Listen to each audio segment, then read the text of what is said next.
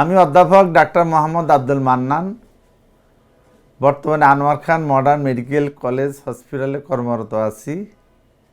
আমার সম্মানিত রোগীদেরকে বলবো বা আমার সম্মানিত রোগীরা জিজ্ঞাসা করে, স্যার ড্রপ কিভাবে দিব, কখন দিব, মলম কিভাবে দেব, কোন ড্রপ চোখের জন্য ক্ষতিকর। তো আমার এখানে অনেকগুলো ড্রপ আমি দেখাচ্ছি। সাধারণত আমরা চক্ষু বিশেষজ্ঞ যারা, তাদের চোখের প্রেসক্রিপশনে আমরা চোখের ড্রপ এবং মলম ব্যবহার করি। এটি আমাদের কলমের মাথায় সবসময় থাকে। আমাদের রুগীরাও জিজ্ঞাসা করে, স্যার ড্রপ কীভাবে দিতে হবে।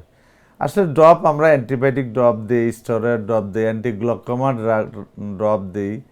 তো আমি সম্মানিত রুগীদেরকে বলবো, আমাদের এই ড্রপ যখন আমরা চোখে ব্যবহার করব, একটা ড্রপ খোলার পরে সাথে সাথে আমরা চোখের নিচের পাতাকে একটু ফুস করে আমরা এক ফোঁটা ড্রপ চোখের মধ্যে দিব।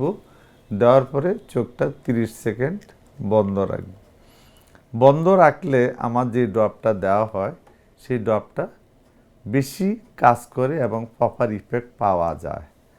আর যখন আমরা একের অধিক ওষুধ ব্যবহার করব, অনেক সময় আমরা অপারেশনের পরে বা অনেক ডিজিজ আছে, ইউভাইটিস বা গ্লকোমার ক্ষেত্রে একের অধিক ওষুধ আমরা প্রেসক্রাইব করি, তখন আমরা বলবো একটা ড্রপ দেওয়ার পরে 5 মিনিট পর একটা ড্রপ দিবেন, আবার 5 মিনিট পর একটা ড্রপ দিবেন। মানে দুইটা ড্রপ দেওয়ার মধ্যে 5 মিনিট গ্যাপ থাকাটা উত্তম। তারপর আমরা সাধারণত মলম প্রেসক্রাইব করি। বিশেষ করে মলম, এই আমার হাতে দেখতে পাচ্ছি আমরা, এই মলমটা আমরা রোগীদেরকে বলি সাধারণত ঘুমের আগে রাত্রে নিচের পাতাটা জেন্টলি পুশ করে আমরা একটু মলম দেব। 1 সেন্টিমিটার বা 2 সেন্টিমিটার মলম আমরা এই লিড মার্জিনের নিচে হালকা করে দেব। তারপরে চোখটা বন্ধ রাখবো। অনেকে কি করে, এই ড্রপ মলমটা পুশ করে অনেক মলম সারা চোখে দিয়ে রাখে, তখন রুগীর কাছে ডিসকমফোর্ট ফিল হয়। আমি রুগীদেরকে বলবো, এই যে রেড কালার যে ড্রপটা, এটা রেড কালার অলওয়েজ ইন্ডিকেট করে খারাপ, মানে রেড সিগন্যাল, মানে বিপদ সংকেত। এই ড্রপগুলো কখনো ডাক্তারের প্রেসক্রিপশন ছাড়া দিবেন না। দিলে এই ড্রপগুলো যখন আমরা চোখের মধ্যে দেই, স্পেশাল ইন্ডিকেশন আমরা এই ড্রপগুলো দেই।